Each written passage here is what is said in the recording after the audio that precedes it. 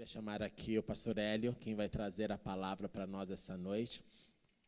E nós vamos orar pedindo que o Senhor também faça a sua vontade através da vida do seu servo. E somente um encorajamento, vocês ouviram muito falar, nós estamos falando do Summit. E, gente, esse pedido que foi feito aqui é muito sério, oração. Oração. Oremos em unidade, estejamos unidos e que seja uma grande celebração para a vida da igreja e de todos aqueles que aqui estiverem. Vamos orar pelo nosso irmão. Senhor, nós dependemos de Ti, nós precisamos de Ti, nessa hora pedimos, seja a Tua voz, a voz do Teu Filho.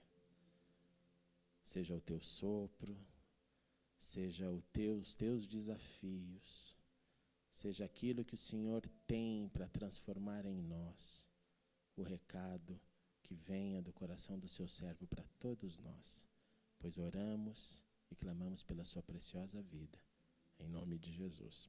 Amém e amém. Deus abençoe. Boa noite, a graça e a paz do Senhor Jesus. É um prazer e uma honra estarmos aqui juntos para meditarmos na palavra do Senhor, aquilo que Ele, na sua misericórdia e graça, nos conceder para esta noite.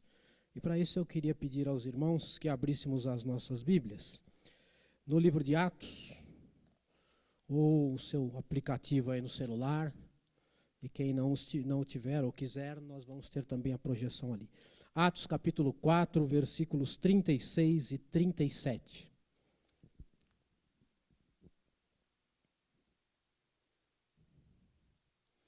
Vamos falar sobre a formação de um líder. O pastor nos pediu para falarmos sobre a formação de um líder, escolher um no Novo Testamento, e vamos falar sobre Barnabé. O texto nos diz assim: então José, a quem os apóstolos chamavam Barnabé, que significa filho da consolação, levita, natural de Chipre, possuindo um terreno, vendeu, trouxe o dinheiro e colocou aos pés dos apóstolos. Que Deus nos abençoe através da sua palavra. Esse texto é um texto em que a igreja está num período de formação, e ela está passando por uma grande perseguição, e nesta perseguição os irmãos têm alguma dificuldade, inclusive com o trabalho. E eles têm a perseguição por parte, principalmente, do próprio povo, da liderança dos judeus da época. Está começando ainda alguma coisa em Roma que vai reverberar, mas aqui nesse primeiro texto ainda é mais alguma coisa localizada. E o povo com dificuldade espera que alguém tome alguma atitude, faça alguma coisa, e de repente há alguém que toma uma decisão. Este é o José, que é chamado de Barnabé, que algumas traduções dizem, talvez até mais apropriadamente, não filho da consolação ou da exortação, mas do encorajamento, que é uma palavra melhor para o Paracletos que está aqui. Então ele é o filho do encorajamento, é um nome que ele ganha, e ele doa para a igreja um terreno, para os irmãos um terreno, vende o terreno, traz o dinheiro e o coloca aos pés dos apóstolos. O que é interessante nesse texto é que, primeiro que ele é um levita, né? Levita não devia nem ter terreno. Os levitas eram proibidos de ter posses. Mas, talvez devido à negligência do povo, talvez devido a alguma atitude dos pais, talvez aquilo fosse uma herança, ou talvez ele tenha resolvido que, já que o trabalho como levita, que era o terceiro nível ali, hierárquico nos trabalhos do templo, não fosse tão bom, e ele resolvesse investir, conseguiu algum dinheiro e comprou um terreno. Não sabemos se foi herdado ou se o terreno foi comprado por ele. Mas, de qualquer forma, os levitas não eram para ter um terreno. Essa história de amor ao dinheiro é uma coisa que pensamos que é atual, que é apenas agora, mas é uma coisa que vem desde o princípio da humanidade e já se demonstrava presente ali. Mas agora, convertido, ele vê os irmãos em dificuldade e ele resolve tomar uma atitude. Vende o terreno e deposita o dinheiro. O nome dele era José. Provavelmente era conhecido como José de Chipre. Mas ele ganha um apelido.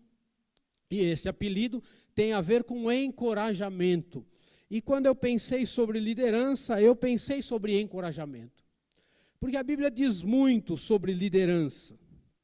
Mas liderança pode ser exercida por força, liderança pode ser exercida por culpa, né? Você põe culpa nas pessoas, você usa métodos que a pessoa se sente retraída e culpada por algo que ela não faz, e às vezes ela faz. E esses métodos às vezes servem para manipular, porque enquanto o encorajamento é sempre saudável, o uso do poder é uma coisa extremamente perigosa, porque o poder ele não é encorajador, ele é manipulativo, é uma outra coisa. Ele trabalha numa outra esfera, e não na esfera de motivar. E acontece que ele, então, tomando esta resolução, chegando diante dos irmãos e fazendo isto, o texto, pelo próprio contexto, nos diz que ele encorajou os irmãos a fazerem isso. Porque o texto diz assim que todo mundo fazia isso. Todos os que tinham. Não era comum ter um terreno. Não era comum ter uma propriedade. Era um povo pobre, numa época pobre, e os irmãos não pensem que daqueles 5.000 eles receberam 1.000 terrenos ou 1.000 propriedades. Não foi assim. Eram uns poucos, muito poucos, que tinham alguma propriedade e depois de verem a disposição de Barnabé de liderar pelo exemplo, por aquilo que ele fazia, eles resolvem então fazer a mesma coisa. Ele dá aqui uma demonstração tremenda de fidelidade a Deus. E eu penso que a liderança na Bíblia, ela começa por esta questão, por uma questão de fidelidade a Deus. Nós lideramos, nós influenciamos, ou como o texto nos diz, nós encorajamos, baseados em uma profunda fidelidade àquilo que Deus é e àquilo que Deus faz. A liderança não é medida na Bíblia por nenhum grau de resultado. Ela não depende do resultado. Na verdade, o resultado, às vezes, é até ruim. Se nós quisermos um bom resultado e fôssemos construir casas, nós construiríamos casas sobre a areia, e enquanto o camarada fazia uma sobre a rocha, nós faríamos 5 sobre a areia e teríamos um excelente resultado. Pelo menos num primeiro momento, já que depois de algum tempo a coisa pode se revelar não tão boa. Mas não se mede por resultado. Até porque, quando eu pensei inicialmente em pregar, quando o pastor me avisou, em um personagem do Antigo Testamento. Aí eu fui olhar, eu olhei para o primeiro deles, Noé, e o Noé era aquele líder que trabalhou 120 anos pregando, 120 anos pregando, eu tenho quase 40 pregando, 120 é uma burdoada. 120 anos pregando e ele conseguiu converter, a gente pode dizer 7, com bondade, porque na verdade a mulher estava sujeita a ele, os filhos estavam sujeitos a ele, e as mulheres dos filhos estavam sujeitas aos filhos. Ele conseguiu colocar os 8 lá. Depois de 120 anos trabalhando, e depois de ficar preso dentro de uma arca, sem mais ninguém ter sido convencido, imagine nós nessa situação, você pregando 10, 20, 30, 40 anos, e não tem uma pessoa que se converta, que você veja uma alma sendo mudada pelo poder de Deus, você talvez fizesse o que ele fez. Planta uma vinha e tome um porre. Não é mole. Aí você fala, isso não é líder. Mas quando você vai ver o retrato que a Bíblia faz dele, ele é retratado como um dos heróis da fé. E em toda a Bíblia, só um homem é chamado de pregador. Noé, o pregador da justiça. Ele era o pregador. Na Bíblia, o pregador é Noé. Mas o resultado, se a gente olhar do nosso ponto de vista humano, é pífio. Esta liderança pelo exemplo, ela vai dar frutos pela graça de Deus que opera em nós. E quando você olha, eu pensei em perguntar para o Jamir se nós tenhamos algum desses, entre os membros da igreja, algum chamado Barnabé? Não tem, né? Porque eu perguntei para minha mulher, tem João? Ela falou, tem. Tem Pedro? Tem. Tem Marcos? Tem. Eu falei, tem Barnabé? Ela falou, não sei. Não conheço. Você vê que o camarada, né, nem nome deu para ninguém nem lembra do Barnabé. O que vão falar sobre o Barnabé? Não fosse um camaradinho aí que, uma época atrás, fez um hininho cantando a história do Barnabé, o Barnabé seria mais desconhecido que nada. Senão, provavelmente, se fosse reconhecido, nós estaríamos morando em São Barnabé e não em São Paulo. Ficaria meio estranho, mas seria condizente. Ele era um líder que liderava pelo exemplo com uma profunda influência, embora quase sem nenhuma aparência. Porque a Bíblia é interessante. A Bíblia não rejeita a aparência, mas ela dá algumas instruções que a gente vê e acha maravilhoso. Deus foi escolher 2 líderes para o povo, são os primeiros líderes do povo de Deus. Porque antes deles, eles eram líderes de famílias, por isso eram chamados patriarcas. Com os patriarcas você pode descobrir que família bem-sucedida não é fruto de capacidade e esforço humano, é fruto da graça de Deus. Mas quando os patriarcas terminam toda aquela história, Deus vai escolher os 2 primeiros líderes do povo. E ele escolhe um velhinho de 80 anos e outro para ajudar, porque o velhinho estava reclamando que a missão era muito dura, ele falou, te arruma um ajudante, 83 anos. Deus é soberano, não pergunta para ninguém, ele escolhe como ele quer, porque se ele nos perguntasse, a gente diria, Senhor, esse negócio não vai dar certo. Na última vez que nós tivemos uma comissão aqui, eles colocaram lá acima de 60 anos, não pode. Deus escolheu um com 80 e um com 83. E não pense que naquela época o pessoal vivia mais. Deus tem até um certo senso de humor, né? Orando uma vez, um deles, o Moisés, disse assim, Senhor, o tempo de vida de um homem é 70 anos. Se ele for muito forte, ele chega aos 80. Depois disso, não dá mais para nada, Senhor. Quando ele completou 80, Deus apareceu para ele e falou, Moisés, eu tenho um trabalho para você. Você vai tirar o meu povo da terra do Egito. Um de 80 e um de 83. Mas assim como Barnabé, acontece uma coisa interessante, eles são os 2 líderes, mas Moisés é uma pessoa que não tem título. Né? Os judeus chamam Moisés, que é considerado o maior dos judeus, eu sempre achei que eles deveriam considerar Abraão, mas eles consideram Moisés. Abraão, eles chamam de Abraão, nosso pai, Abraão Avino, e Moisés de Moshe Rabino, Moisés, nosso mestre. Mas eles consideram Moisés o maior de todos. Mas quando você olha, Moisés não tem título. Ele não era rei nomeado, ele não era sacerdote, ele não era profeta nomeado, ele vai dizer, eu sei que eu sou profeta, ele sabia, mas o povo nem sabia direito quem ele era quando ele vai começando e quando vê o negócio vai se desenrolando, ele não tem um ministério com aparência nenhuma. Ele não tem título, ele não tem nada. Já o Arão tem um título, Cohen Gadol. Ele é o sumo sacerdote. Meio que bonito, é um título bonito, né? Você olha assim e fala, cara, sumo sacerdote. Ele tem uma unção pública. O pessoal reúne todo mundo, mata animal, põe sangue na orelha, põe sangue no dedo, põe sangue no dedo do pé. Aí faz um azeite especial para o dia da unção, é aquela festa. Fazem uma roupa para ele, rapaz, terno Armani, Rolex. Ele usa uma roupa, tem coroa, tem mitra, tem 12 pedras no peito, urim e tumim, 2 pedras de ônix nos ombros, e aquilo feito com fio trançado de ouro. Ele tem toda uma aparência. Quando ele passa, todo mundo sabe que ele é o Arão.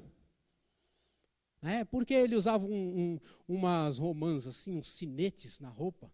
Ele passava, fazia o barulhinho, né? Então aquele camarada com uma mitra, uma coroa, aquela roupa toda, cheia de pedra, andando e fazendo blim, blim, blim, até a criançada falava, olha o Arão indo, olha o Arão voltando, o Arão está para lá, o Arão está para cá. Pecou, tem algum problema? Fala com o Arão. O Moisés tinha uma vara, que às vezes ele usava como cajado, que, para que os senhores saibam, era a coisa mais desprezível para a cultura que ele havia aprendido, e os judeus também, embora os judeus não tivessem assimilado, era ser um pastor de ovelha. Nada estava abaixo de um pastor de ovelhas no Egito. E ele vai lá para o faraó com um cajadinho de pastor na mão. Mas quando chega o momento que o povo de Deus mais precisa, ele faz como fez o Barnabé. Ele se dispõe a fazer sacrifício. Deus diz assim: eu vou destruir este povo, porque Arão havia permitido que o povo pecasse, e eles fizeram um bezerro de ouro e foram para a idolatria. E quando o Moisés chega lá, o Arão fala: você sabe como é que é esse povo, tal, eu joguei esse negócio aí, apareceu esse bezerro, e dá umas desculpas, e Moisés vai falar com Deus, e chega um ponto em que Deus diz assim: Moisés, esse povo tem pecado demais já. Eu vou destruir o povo, e você será um patriarca de uma nova nação que vai sair de você. E ele diz: Senhor, isso não vai acontecer não, Senhor. Se não for com esse povo, eu não vou. Se não for com o povo que tu me mandaste tirar do Egito, nós não vamos a lugar nenhum. Pense no que vão dizer do teu nome. Risca o meu nome do livro que tens escrito, mas eu não vou com outro povo. Eu quero esse povo. Veja, esse era o trabalho de Arão. É Arão que era o sacerdote, o sumo sacerdote, que deveria interceder pelo povo. Mas não tinha o povo no coração. Líder de verdade tem o povo no coração. Pegue as cartas de Paulo, depois que ele aprende, ele chega, ele vai dizer para os coríntios, aquele povo difícil, a gente lê na Bíblia, ele diz assim: eu louvo a Deus por vocês, que nenhum dom vos falta. Ele escreve para o outro, ele diz assim: eu vos tenho no coração, eu louvo a Deus todas as vezes que me lembro de vós e da operação do Evangelho. E cada carta, exceto o Gálatas, que ele estava meio nervoso, foi a primeira que ele escreveu, ainda estava aprendendo. Ele fala isso, ele reconhece as qualidades do povo, por mais dificuldades que ele tivesse para ter que tratar, ele entende que para liderar nós temos que amar os nossos liderados. Ele faz então esta doação como levita, demonstrando o seu desprendimento, demonstrando não ter amor ao dinheiro. Paulo, quando vai escrever mais para frente, ele diz assim: você quer um bom ministro? Tudo bem, que não tem amor ao dinheiro, não seja avarento. Se ele gostar de dinheiro, não escolha esse, porque vai dar problema. Porque o amor ao dinheiro é a raiz de toda espécie de males. Mas ele não. Ele está disposto a se doar pelo povo, ele fica sem nada. Vocês já imaginaram o risco? Uma região pobre, uma situação de pobreza, o povo sem emprego e sem ter o que fazer, e de repente você fala: o que eu tenho? Eu tenho um terreno, vende o terreno, dá o dinheiro para ajudar os irmãos pobres que não têm como se sustentar, e se acabar, acabou para todo mundo. Se ninguém mais der, é muito provável que ele tenha sido o primeiro. Daí o termo, né, de filho do encorajamento, encorajou os outros. E se ninguém mais der, isso aqui daqui um pouco acaba e vai passar fome todo mundo. E ele deu. É uma coisa interessante, algumas coisas que eu ainda gostaria de meditar na vida do Barnabé. No capítulo 9 de Atos, o Barnabé vai se encontrar em uma situação, porque havia um homem chamado Paulo. Paulo resolve destruir a missão. Ele entende que a missão que Deus deu para ele era destruir os seguidores de Jesus o Nazareno. E ele vai atrás e começa, e de repente Paulo é transformado. E o Paulo era um camarada que quando começou ele tinha problema. Vocês sabem que o Paulo tinha problema. Ele começou a pregar em Damasco. Os irmãos tiveram que atravessar ele pelo muro, jogar ele por um cesto para ele atravessar, porque queriam matá-lo. Ele tinha uma pregação muito dura e o pessoal queria matá-lo. Ele vai para Jerusalém. Chega em Jerusalém, ele vai tentar se aproximar dos apóstolos, e os apóstolos todos com medo. Esse cara pode estar infiltrado, ele pode querer saber o que está acontecendo aqui entre nós, quem somos nós, quem é a liderança, e todo mundo se afasta. O Barnabé vai lá, põe a mão no ombro dele, diz: Paulão, Saulo na época, vem comigo. Falou: está aqui o Saulo. E ele faz uma coisa linda, ele dá um bom testemunho. O Paulo tinha muito problema, mas ele dá um bom testemunho. Ele não fala: o Paulo está cheio de problema. Ele fala: esse aqui é o Saulo de Tarso. Olha, eu estava lá em Damasco, ele deu um testemunho com vigor. O vigor foi tão grande que ele teve que fugir. Mas ele falou, não, foi um testemunho maravilhoso. Ele com vigor pregou lá durante um bom tempo. Podem recebê-lo, é um irmão nosso. E os apóstolos o recebem. Encorajamento. Este é o tipo de liderança que se precisa na igreja do Senhor. E não é preciso ter 1000, nem 200, nem 50. Uma pessoa do seu lado já é possível você encorajar. Líder é para influenciar, mas líder, sinceramente, não quer dizer absolutamente nada. Não quer dizer absolutamente nada, porque havia um homem na Itália que levou a Itália à maior desgraça da sua história, e o povo depois o matou, cheio de ira, e o penduraram nas ruas de Roma, que era o Mussolini, e ele era chamado de Duce, que é líder. Ele era um líder. O grande líder que matou 6 milhões de judeus era líder, e era grande. Chamava Führer, líder. Era Hitler. Ser líder não quer dizer nada. Ser um bom líder, ser um líder de acordo com aquilo que a Bíblia quer que sejamos, isso tem um valor imenso. E qualquer um de nós pode fazer isso, querendo ou não, nós já fazemos, influenciando as pessoas que estão ao nosso lado. Mas ele também tem uma posição interessantíssima, é que ele se aproxima e ele vê o melhor das pessoas. Vejam como ele está bem disposto. Ele olha para Paulo com todos os problemas e vai lá. Se você ler o texto vai dizer o seguinte, que depois dele ter fugido e aparecido em Jerusalém, e aí ele é apresentado, quando ele é apresentado, ele começa a pregar. Falava e debatia com judeu de cultura grega, não sei o que, tal. Deu tanto problema que os irmãos tiveram que tirá-lo de Jerusalém de novo. E falaram assim, filhão, fala um favor para nós, volta para Tarso, dá uma descansada lá, prega lá, porque aqui vai dar problema. E depois que ele vai, o texto diz assim, tendo enviado ele para Cesareia e de lá para Tarso, a igreja desfrutava de paz em toda a Judéia, Galiléia e Samaria. Só quando Paulo foi embora é que a coisa dá uma acalmada. Ele estava criando muito problema. Ele era novo, cheio de vontade, cheio de vigor, mas ainda não sabia fazer a coisa direito. Mas o Barnabé foi lá e pôs a mão no fogo por ele. Falou, não, ele é homem de Deus, ele é homem de boa vontade, e ele é recebido ali. Mais para frente, a igreja a igreja vai crescendo, há uma perseguição enorme, os irmãos vão fugindo, e fugindo todos, eles vão parar em uma cidade chamada Antioquia. E quando eles estão chegando em Antioquia, a igreja começa a crescer, e começam a ter muitos gregos, muitos não-judeus, ou judeus helênicos, e aquela igreja predominantemente num lugar de tremendo, o pior lugar, é pior que Corinto, pior que qualquer outra cidade, era a cidade de Antioquia, segundo os registros históricos. E a igreja começa a se formar lá e precisa mandar alguém para cuidar. Os apóstolos enviam, falam, Barnabé, você não vai não? Rapaz, vocês já imaginaram? Chegar numa igreja com um monte de idólatra. Não é como hoje, que todo mundo, seja pelo catolicismo, seja pelos milhares, 2000 anos de história, seja por tudo, o pessoal já ouviu falar de Jesus, não tem como fugir.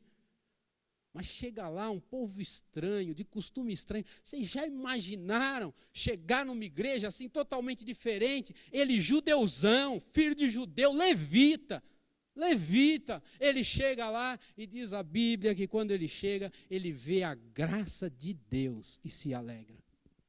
Ele não vê a confusão, ele não vê o problema, ele não vê que o fulano é um problema, o ciclano é um problema, aquele não dá, esse não pode, aquele não serve, porque quando nós olhamos com o coração que vem de Deus, nós entendemos que o problema não é aquele irmão do qual o dízimo de uma pequena igreja depende. Não é aquela família que foi se casando, né? A igreja onde eu vim tinha umas 300 pessoas, inclusive eu, no final, que fazíamos uma única família. Todo mundo era parente de todo mundo.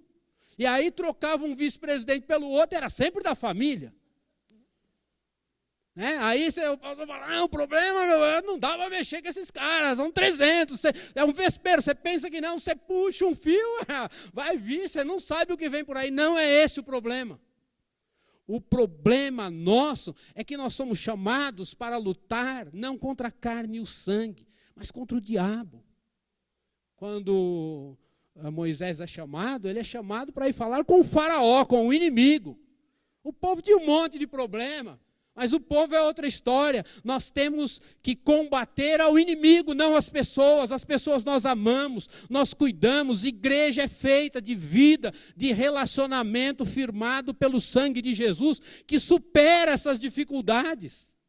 E o encorajamento feito aqui comprova isso. Ele chega numa igreja pagã, toda bagunçada, mas ele vê a graça de Deus e ele se alegra. Pedro teve uma dificuldade enorme, teve que ter um sonho, visão, e depois ainda teve recaída e tudo. Ele chega e de primeira, ele olha e fala, nossa, que maravilha, esse cara está cheio de problema, mas ele estava adorando o ídolo, agora ele está na igreja. Veja como isso é bom, ele consegue ver a mão de Deus operando e transformando vidas ali. E ele compreende que para ser um bom influenciador, ele não pode ter medo de nada, nem de ninguém, nem de concorrência. Pelo contrário, o bom líder é aquele que quer um cara melhor do que ele abaixo dele, 10 melhores do que ele, que façam melhor, que trabalhem melhor. Ele chega lá, começa a cuidar e fala, lá em Jerusalém os apóstolos, não deu para eu fazer nada, mandaram o Saulo embora. Ele vai lá em Tarso. Passaram-se aí alguma coisa entre 10 e 14 anos. Ele vai lá e fala, ô Paulão, vem cá, pode sair agora do castigo, vem aqui, você vai trabalhar comigo. Nós vamos cuidar da igreja em Antioquia. E ele vai trabalhar, ele chama o Saulo. Deu problema aqui, deu lá, mas Deus ainda atua na nossa vida, na minha vida, que é cheia de problemas, e Deus faz. Ele sabia disso. Nós temos que entender que Deus é capaz de mudar o coração, a vida e o comportamento das pessoas. Se nós não acreditarmos que Deus é capaz de mudar, nós não temos a menor condição de encorajar ninguém. Encorajar para quê? Vamos falar como Jeremias, né? O homem sendo mau, como pode se tornar bom? É mais fácil um etíope ficar branco. O Michael Jackson tentou. É mais fácil um leopardo perder as manchas, porque não quer mais mancha, fica sem mancha. Como é que vocês estão acostumados a fazer o mal, vão fazer o bem? Mas Deus transforma, e esta é uma prova. Paulo vai ser transformado aos poucos. Ele começa dizendo assim para os coríntios, em nada fui inferior aos mais excelentes apóstolos. Depois de um tempo lá para Éfeso, ele diz assim, a mim, o menor, o mínimo de todos os santos, Deus me concedeu esta graça de pregar este evangelho. E quando ele está para morrer, ele olha para Timóteo e diz assim, esta é uma palavra fiel e digna de toda aceitação. É verdade, eu não estou falando é verdade. Fiel e digna de toda aceitação. Jesus Cristo veio ao mundo para salvar os pecadores, dos quais eu sou o pior. Cresceu, né? Cresce. Desenvolve, ore, peça, Deus muda. Que Deus possa mudar os nossos corações, que sejamos encorajados a pedir diante de Deus, muda os nossos corações, a começar pelo meu, Senhor, porque Deus faz. E precisamos encorajar as pessoas nesse sentido. Mais para frente, ele vai com Paulo, ele vai para fazer uma viagem missionária. E ele faz junto com Paulo. Depois ele volta. Veja, foi ele que convidou Paulo. E ele vai com um sobrinho chamado João Marcos. Quando o João Marcos chega na Panfilha, o João Marcos diz assim, rapaz, esse negócio não dá para mim não. Eu vou voltar, e volta. Eles terminam a viagem, quando volta, passa um tempo, Paulo diz assim, ô Barnabé, o que você acha da gente voltar visitando as igrejas que a gente formou aí e fazer uma segunda viagem missionária? O Barnabé fala, nossa, ótima ideia, vamos junto. Espera aí que eu vou chamar o João Marcos. Ele, opa, comigo é assim. O Paulo não está começando, né? Imaturo, comigo é assim. Errou uma vez, não tem mais jeito. Eu ia dizer pisou na bola, mas no culto eu sou culto, então não vou dizer. errou comigo uma vez, não tem mais chance. E o Barnabé disse, espera aí, Paulo, o que é isso, rapaz? Você não lembra, poxa, você não lembra os problemas que você deu? E a Bíblia diz que eles tiveram uma não pequena discussão. Não pequena discussão é aquela que o camarada tem no apartamento e o prédio inteiro ouve. É mais ou menos isso. É claro que o escritor bíblico, né, cuidadosamente, não ia, mas você sabe. 2 homens tendo uma não pequena discussão, no dizer de Lucas, o negócio ferveu. Mas o Barnabé bateu o pé. Ou Marcos vai com a gente, ou eu não vou. E Paulo diz, então você não vai, eu vou sozinho. Porque você está errado. Um camarada covarde e traidor nos deixou na mão, eu não vou. O Barnabé falou, não tem problema, eu já fui amigo de um assassino, já fui amigo de um cara violento que queria matar as pessoas que não concordavam com ele, lembra? É o Paulo. Ele falou, tá certo. Então, amigo de um assassino, posso abraçar um covarde, vou para casa com ele cuidar dele, e vai cuidar dele. E quando o cuidado vai acontecendo, Paulo vai amadurecendo, o tempo vai passando. Quando Paulo está lá no finzinho do ministério, preso em Roma, ele escreve assim, manda o Marcos, porque ele me é muito útil no ministério.